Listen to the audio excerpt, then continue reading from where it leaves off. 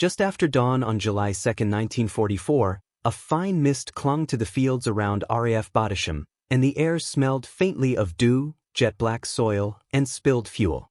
The roar of Rolls-Royce Merlins rolled across the hangars in deep, throaty pulses, and somewhere beyond the dispersal pads a pump hissed steadily, forcing high-grade gasoline through rubber hose and brass couplings.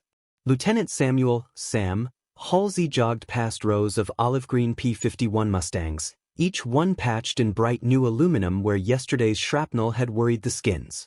Propellers sat blade-still, black and patient. He halted beside Miss Kitty 2, his P-51D, and drew in the metallic tang of warmed oil, coolant and gasoline, sharper and more alive than any chalk dust in a briefing room. He'd come to Bottisham before first light to oversee what the ops sheet called a limited operational employment of 150 octane fuel. The order had slipped down from 8 Fighter Command with the dry certainty of a weather report. The Mustangs would now carry the new grade, allowing higher boost, more speed, an edge no memo could quite describe.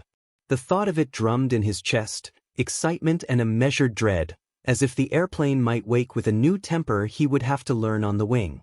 Along the flight line the ground crews moved with the practiced choreography of men who have done everything twice already.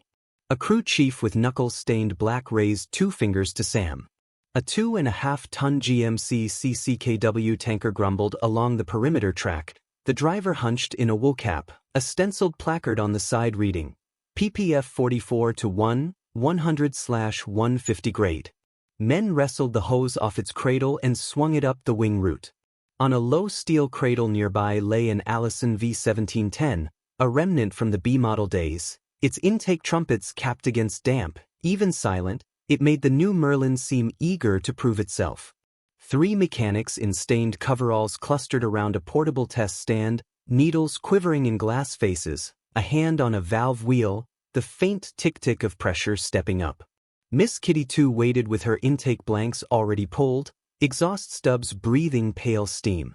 The crewman at the filler neck twisted the cap free and nodded to the tanker operator.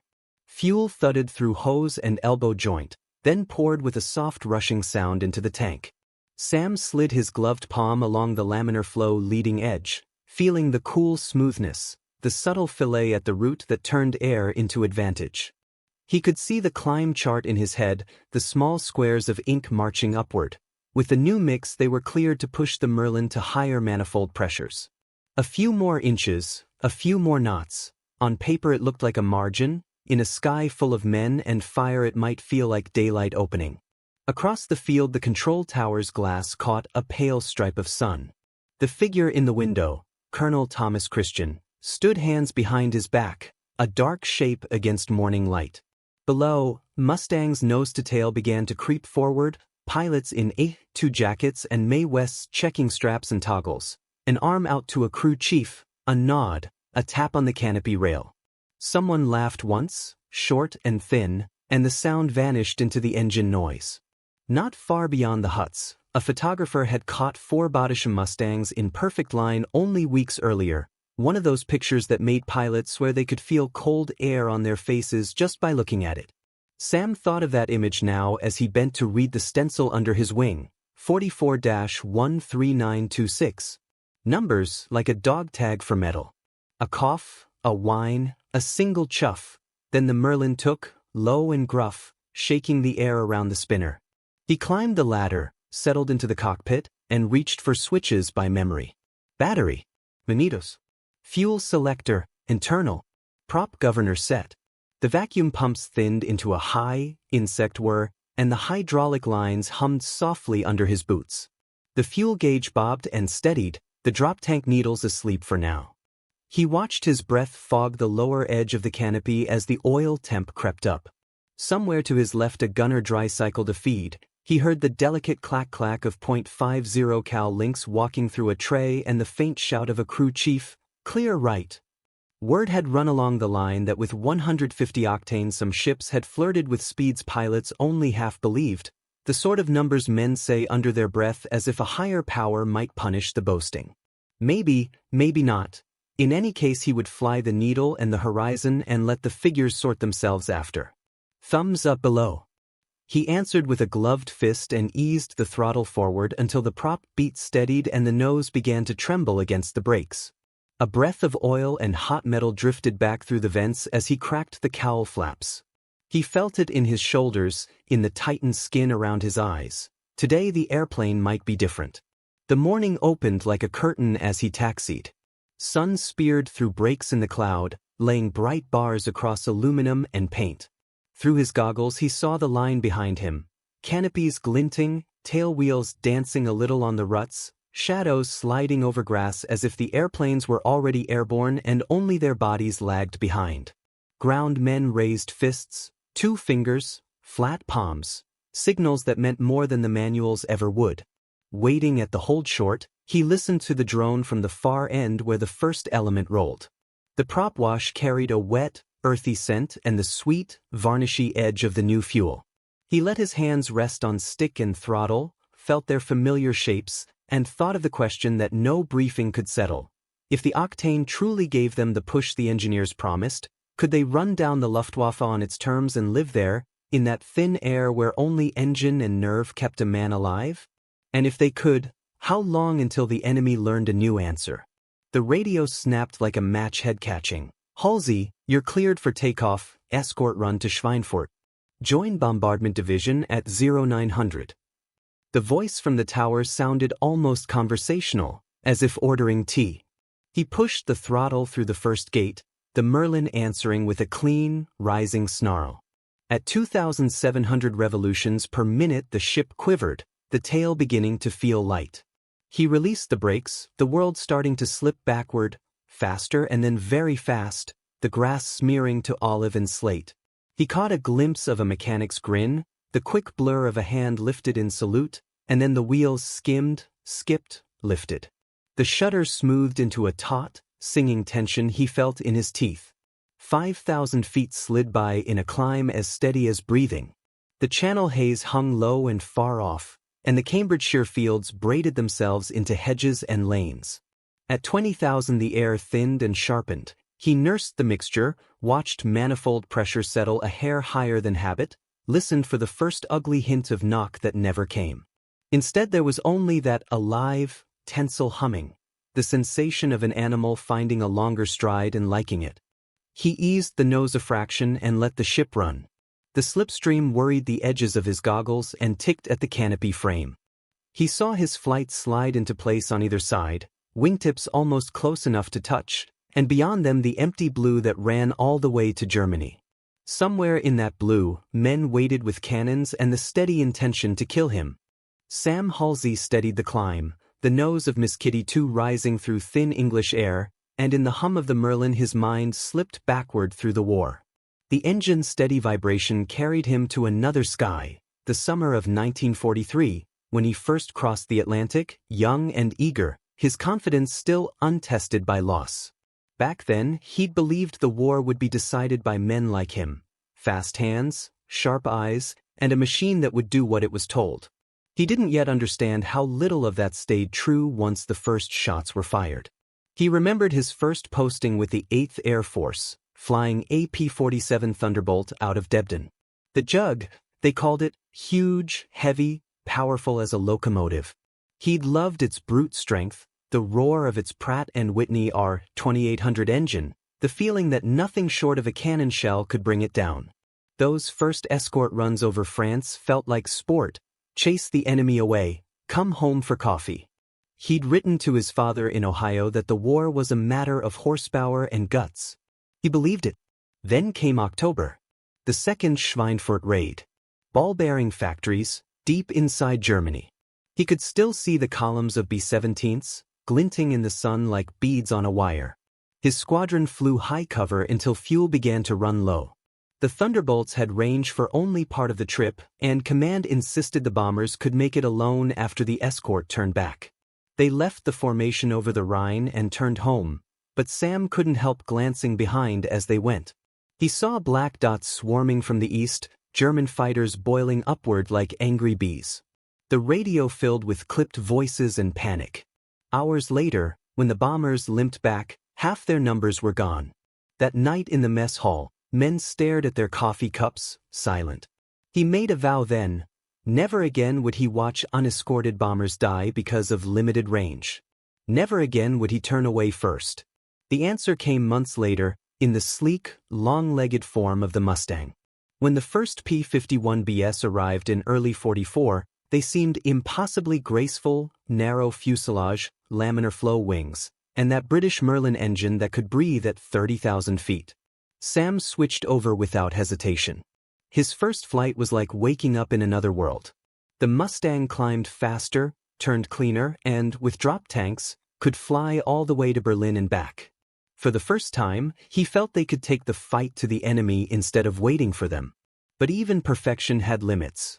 At high boost, the 100-octane fuel detonated too early, hammering pistons, forcing throttles back just when they needed power most. The engineers at Bottisham and Leiston talked of a super fuel in development, 150 octane. They said, the same blend the RAF was testing in their Spitfire MKIXs during the V1 intercepts. The British claimed a 5% speed gain. Sam dismissed it at first, a mechanic's fairy tale. Nothing that simple could tip the balance of a war. Yet by spring 1944, whispers turned into experiments. He remembered the briefing in March, charts on the wall, a major from 8 Fighter Command explaining new manifold limits, plus 25 pounds of boost, roughly 70 inches of mercury. Gentlemen, the man had said, tapping a chart, this fuel allows you to push your engines harder without knocking them to bits. Use it wisely. Pilots traded skeptical looks. We'll see, someone muttered. Sam said nothing, but a quiet excitement kindled behind his doubt. If it worked, the Mustang could outrun and outclimb anything the Luftwaffe had left. By June, he'd flown more than 50 missions from Bottisham. Colonel Christian ran the 361st with precision. He walked the line himself before every dawn launch, checking for dings in the wing skins, tight cowl flaps, fuel stains that might spell trouble. His presence alone kept the crews razor-sharp. Sam respected that. He'd seen too many men treat airplanes like tools. Christian treated them like living things. Sometimes, when the air was calm over Cambridgeshire, Sam thought about home, about a little workshop behind his father's house in Ohio, where he used to build model planes from balsa wood and tissue paper. He could still feel the glue on his fingers, the hum of a radio tube as he dismantled it just to see the filaments glow. He'd studied aerodynamics before the war, fascinated by how air could be bent, how lift could be coaxed from speed. Now, thousands of miles from home, he sat inside that childhood fascination, metal, air, and the edge of physics. Only the stakes were different. Now, mistakes burned. The radio crackled, a reminder of the present. Eagle flight, climb and maintain 270. Rendezvous in 5. He pressed the transmit key. Roger. Holding steady.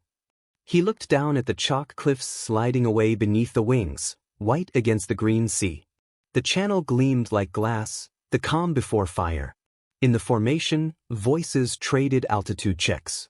One man joked about filling our tanks with moonshine. Another swore his Mustang ran smoother than it ever had. Sam smiled faintly. Maybe there was truth in the myth after all. Still, doubts lingered. Every pilot knew that more boost meant more heat, more strain. Engines weren't invincible. He imagined a cracked piston head 30,000 feet over Germany, the prop freezing solid, the long glide down through flak and fear. Would their advantage hold, or would it kill them faster than the enemy could? He thought of Colonel Christian's parting words before takeoff. Asterisk, gentlemen, we launch today with a new weapon, not guns, not bombs, but what's inside your tanks. If this works, the war shifts. Push it, but don't let it push you. Those words had weight now. The throttle under Sam's hand was alive with potential, a lever between life and history. He nudged it forward. The Merlin's pitch rose to a metallic snarl, and the Mustang leapt as if it, too, wanted to test the new boundaries. Manifold pressure climbed. The airspeed needle edged higher. The engine held steady. A grin broke across his face, cautious, disbelieving but real. Ahead, the bomber stream stretched like a river of silver. B-17s and B-24s crawled toward the far horizon, burdened and brave. The Mustangs fanned out, spears guarding a fragile heart. The sun glinted on the polished domes of the bombers, and for a moment the whole sky seemed mechanical, 1,000 parts of a single machine grinding toward destiny. He felt the old illusions fading, that machines obeyed men, that training could outthink luck, that courage alone could bridge physics. War had stripped all that away. But this new fuel, this invisible promise, it whispered of a chance to even the odds. He leveled off at 27,000 feet, the gauges steady, the hum perfect. Eagle flight, check 5 by 5, came the radio. Bogies east of Leipzig, altitude to 8,000. Sam's heartbeat matched the prop rhythm. He breathed once through his mask, calm and deliberate. The experiment was over. The proving would begin now. As Sam and his flight advanced deeper into German airspace, the sky above trembled with faint white streaks, the distant contrails of bombers, intersecting like veins in the frozen blue. Black flak bursts speckled the horizon, blooming in ugly flowers. He leveled Miss Kitty 2 at 30,000 feet and checked the instruments, oil pressure steady, coolant temp in the green, manifold climbing to plus 25. The Merlin 66 hummed smooth and certain, the higher octane mix burning clean, no detonation rattle, no threat of pre-ignition. Every gauge told him the same story: the machine could take more than it ever had before. Below, the earth stretched like a map drawn in smoke. Railways cut through the farmland, rivers gleamed faintly under the haze. Far ahead, he could see the clustered black ribs of Leipzig's factories and the faint smudge of industrial smoke that hung there permanently, a bruise in the sky. The bomber stream spread across the horizon, a massive, glittering fleet of B-17s and B-24s, contrails curling from their wings. Each fortress carried 10 men and 10,000 pounds of bombs, and every one of them depended on the thin line of Mustangs slicing through the cold air above. Then the radio hissed. Eagle lead eyes high, 2 o'clock. Sam's head snapped up. There, a scatter of dark specks glinting in sunlight. Enemy formation. Maybe a dozen Messerschmitt Bf-109s, higher and closing fast, their angular wings flashing as they banked. He caught the sharper, thicker silhouettes of FW-190s diving from behind, wolves in the mist. The Luftwaffe hadn't given up the skies, not yet. They'd moved their patrols closer to the bomber corridors, waiting like hawks over a slaughterhouse. Bogies at too high. Climb to intercept, Sam called. The response came in bursts. Roger. Climbing on your wing. He pulled the stick back and pushed the throttle to the stop. The Merlin screamed in protest, then steadied. The airspeed needle slid past the mark he knew from the old fuel, 430, 440, 460, still climbing. His whole body vibrated with the engine. The altimeter spun, 31,000 feet, 32,000. The Mustang didn't falter. At full boost, she felt alive, taut, eager, dangerous. The air thinned, the sound sharpened, and suddenly he was gaining on the 109s that had always seemed untouchable. A shadow darted across the canopy. A Bf-109 slashed downward toward the bombers below. Sam rolled hard right, dove after it. The horizon tilted violently, the air clawing at his shoulders. He felt the world pull against him, for maybe 5 gs, his vision narrowing to a tunnel. The Mustang knifed through cloud wisps, the altimeter unwinding. His thumb found the gun trigger. He fired a 2-second burst. The 6 Brownings thundered in unison, brass casings streaming past his canopy like falling gold. Tracers stitched across the sky, walked into the 109's tail. The German jinked, broke left and fired back, the sharp, pale flash of his MG-131 streaking past. Sam adjusted half a degree down, squeezed again. This time, his fire caught the Messerschmitt square on. The fighter shuddered, flame blooming from its fuselage. A heartbeat later it broke apart, spiraling in 2 burning halves toward the farmlands below. Splash 1, came a voice over the radio, though he wasn't sure whose. He banked to avoid the falling debris, the canopy rattling with the concussion of nearby flak. He glanced at his instruments, airspeed still reading nearly 480 miles per hour. The numbers didn't seem real. Before, the Mustang would have struggled to hold that in level flight. Now she leapt toward it like she'd been waiting for permission. the 150-octane fuel had unlocked something deeper in her design, the full potential the engineers had promised. Another enemy fighter dived in, an FW-190, all muscle and blunt-nosed menace. Sam rolled inverted, dropped altitude, and came around on its tail. The German tried to twist away in a climbing turn, banking too steep. The extra boost in the Mustang's Merlin gave Sam just enough power to stay with him, climbing at nearly 1,000 feet per minute faster than he'd ever seen.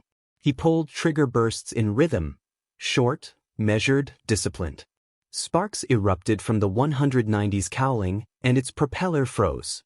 The fighter lurched downward in smoke and disappeared into the clouds. His breath came fast, shallow through the mask. Sweat ran cold under his helmet despite the freezing air. The sky around him had become chaos, black flak bursts, crossing contrails, bombers churning straight lines through death. His wingmen darted among them, flashes of tracers marking brief duels before vanishing again. He caught a fragment of Baker's voice through the static, 2 down, 1 burning. Christ, look at her move! And realized they were still pushing the new limits, the aircraft holding together under forces they'd only tested on paper. Below, the Rhine curved silver, flak batteries pulsing along its banks. The bomber formations dropped their loads in perfect lines, fire blooming in the industrial yards below.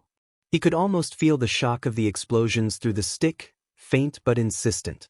Then the call came, Eagle lead, bombers reforming, turn east for home. Sam took one last look at the burning city, then eased back the throttle. The Merlin's snarl dropped to a purr. The needle settled around 35 inches, temperature cooling, manifold easing to cruise. He leveled out and checked the wing, a few bullet holes near the root, a scorched patch where flak had kissed the paint. Nothing serious. Miss Kitty 2 had earned her stripes. As they turned west, the sun glared low and red behind them. Contrails stretched like white scars across the sky. The Luftwaffe had scattered, a few black dots fading eastward, unwilling to chase. The Mustangs formed back around the bombers, silent now except for radio checks and engine hum. Sam leaned forward against the harness, breathing deeply, the tension draining out of him like air from a pressurized tank. On his kneeboard, he scrawled the facts. Asterisk boost plus 25, speed 485 to 490 in shallow descent. Engine temp stable. No knock. Fuel burn heavy. Performance exceptional, asterisk. He underlined no knock twice. The flight home was quiet.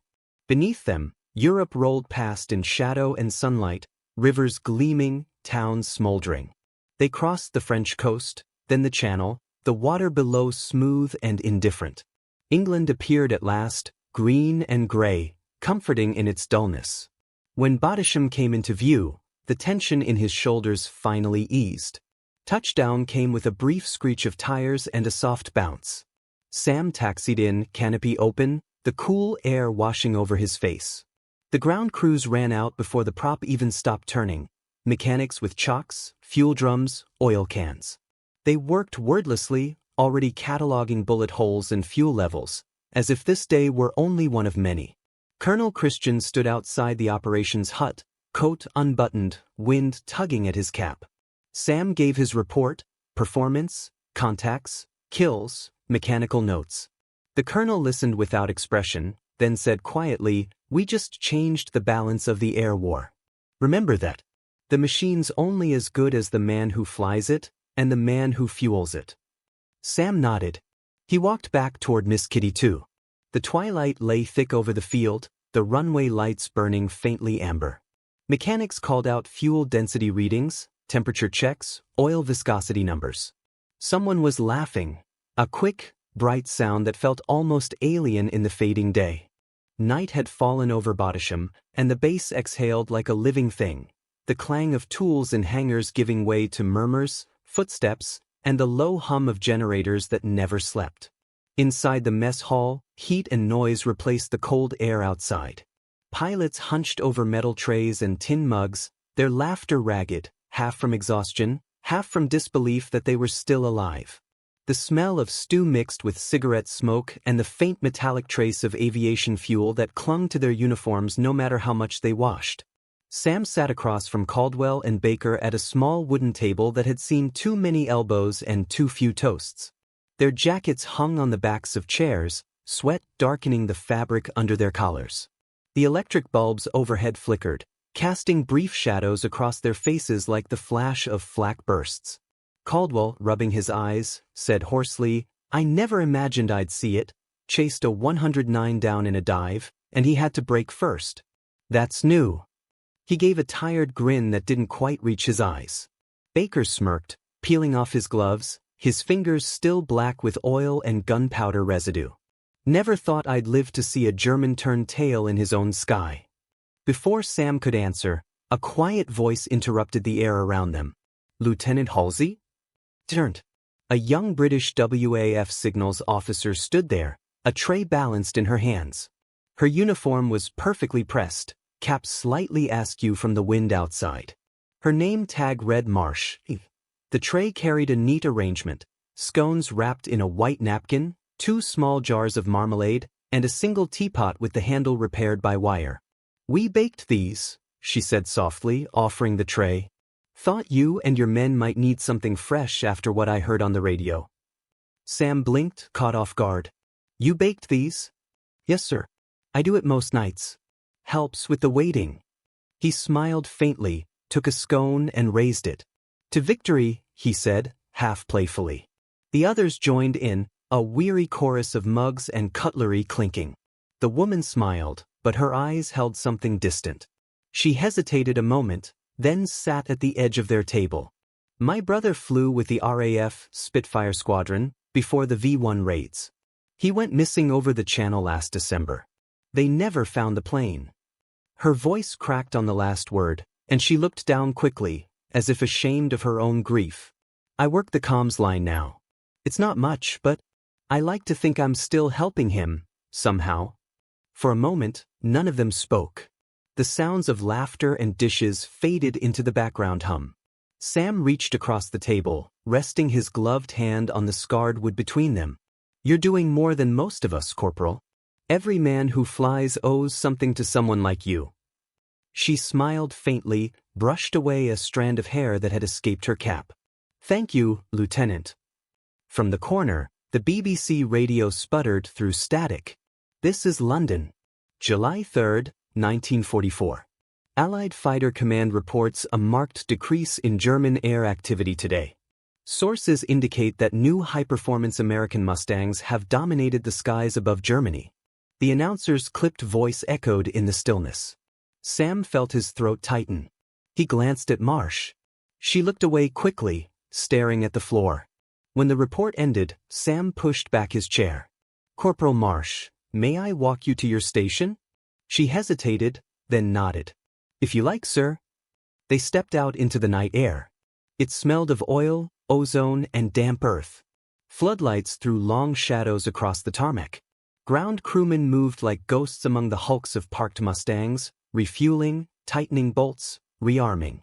Beyond the hangars, the stacked drums of 150 octane fuel gleamed like bronze under the light, each marked with white stenciling and guarded by sentries. The faint hiss of pressure lines and the metallic knock of tools carried across the dark. They stopped near one of the fuel depots. The air shimmered with the tang of gasoline and hot metal. A mechanic dropped a spanner, and the sound rang out sharp and sudden. Marsh flinched, then laughed at herself, embarrassed. Sam slipped off his leather jacket and draped it across her shoulders. She looked up at him, tired eyes but steady. "Thank you," she said. "You're kind." He nodded, unsure how to reply. For once, he had no practiced line, no soldier's remark. They stood in silence, the rhythm of the pumps filling the space between them. The floodlights hummed, the night smelled alive, and somewhere a lark began to sing, a sound so fragile it almost hurt to hear it here. After she returned to her post, Sam made his way to the operations block. Inside, the room was crowded with maps, cigarette smoke, and men in flight jackets bent over reports. Colonel Christian stood at the far end, sleeves rolled up, a pencil tucked behind one ear. He looked up as Sam entered. "Lieutenant," he said, beckoning him closer. "Come take a look."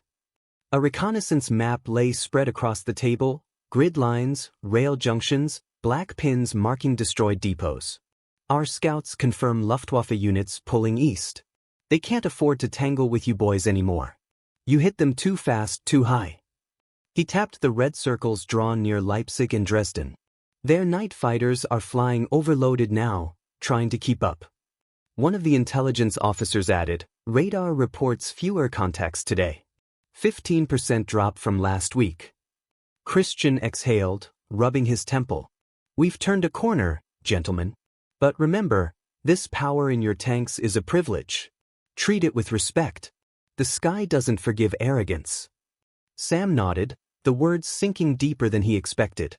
It wasn't victory he felt, not yet, but a sobering gratitude. The real war wasn't just fought at 30,000 feet. It was fought in places like this, under flickering lights, by men with pencils and women who baked through grief. Later, back in the mess, the tables were mostly empty. The stew had gone cold. A few pilots slept with their heads on their arms. Marsh was gone. Sam sat alone for a while, then took out his notebook and wrote. Asterisk scones baked at 2,200 hours. Kindness from home front. Fuel drums guarded under floodlights. Engineers calibrating pumps past midnight. War isn't just above the clouds, it's under lantern light on the ground, asterisk. He paused, staring at the words, then added quietly. Without them, 150 octane is only a number. He lay in his bunk hours later, the lights dim, the hum of machinery distant but constant, like the world itself had become one great engine. Through the thin walls he could hear generators, trucks, the faint echo of a song on someone's gramophone. He closed his eyes, thinking of Marsh, of her brother lost to the sea, of every hand that touched the work before he took flight. The war was a machine of millions and he was only one cog, but finally he understood the beauty of that. When sleep came, it was gentle and full of motion, endless blue skies, the shimmer of wings, and the warm, fragile scent of fresh scones in a world built of steel.